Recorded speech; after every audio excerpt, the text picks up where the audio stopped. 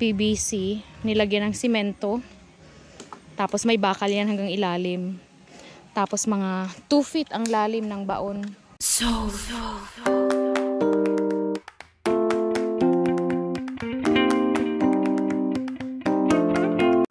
Pinalagyan ko ng bakod yung aking lote na matagal ko nang nabili, siguro mga 15 years ago na. 400 square meter. Ito nilalagyan nila ng gate na kahoy.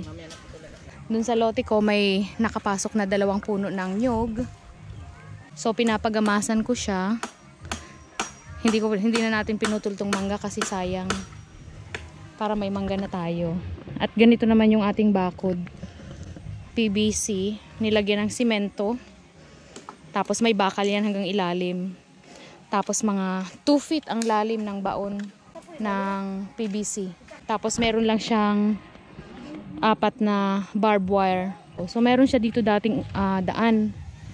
Nasaraduhan na yung daan. Ayun, hanggang dun siya sa may malaking puno. Yung puno na yun, lampas dun. Ang 400 hanggang dun sa may kanto ng bahay. Ito ang mga gumagawa, mga pamilya rin. Ito yung aking stepbrother, nakadilaw. Yung bunso kong kapatid na lalaki, naka-green. At yung aking malayong kamag-anak, nakaputi at nakakulay gray. Ito naman si Tito William. Ito naman ang aking yan. Ito ang daddy niya. Huh? Where are you going? Down the hill? Okay, be careful. Ang mag-ama. Where have you been? What is that? A feeding bottle? What's that? Let me see. Oh, it's a candy. Oh, what's that? How do you read that? I don't know how to read that. You can speak at English at Tagalog. Oh, but how do you read that? Let me see if you know how to read.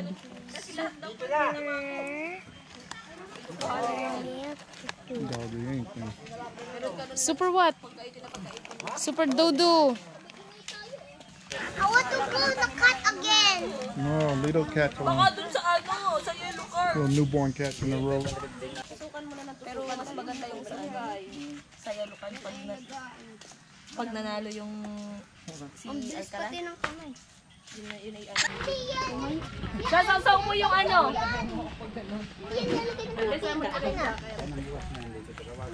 Sausaw mo. Oh, di ba? Kainin mo na.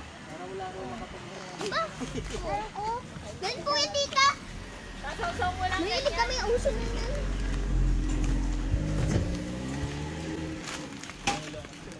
Hoy, Jerby mo kasi sa kuragi.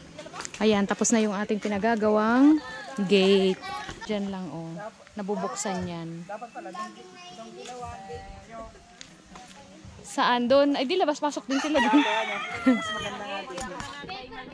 Uwian na kami. Tapos na. Ito na ang huling dalaw namin dito sa Limbon area. Ito ay 30 minutes away mula sa bahay namin. Oh, ang driver ay si Daddy Terry. Ito ang mga pasahero natin. Si RB, si Sam.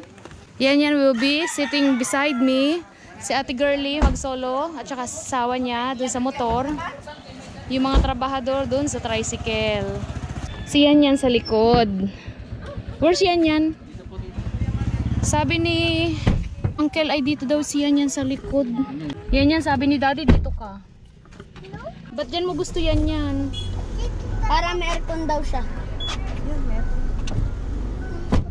75, 76, 77, 78, 79, 90! 80, 81, 83, 84, 85, 86, 87, 88, 89, 90, 91. Hindi, ulitan. Ulitan naman eh. 95, Ulitan ka. Ang galing 97, 98, 99, 100. Ay, wala na. Patingin. Oh, yan ang 100 ni Ate Leslie. Wala. O, ulitan daw. Guluhin mo ulit. Ate, let's Like! share.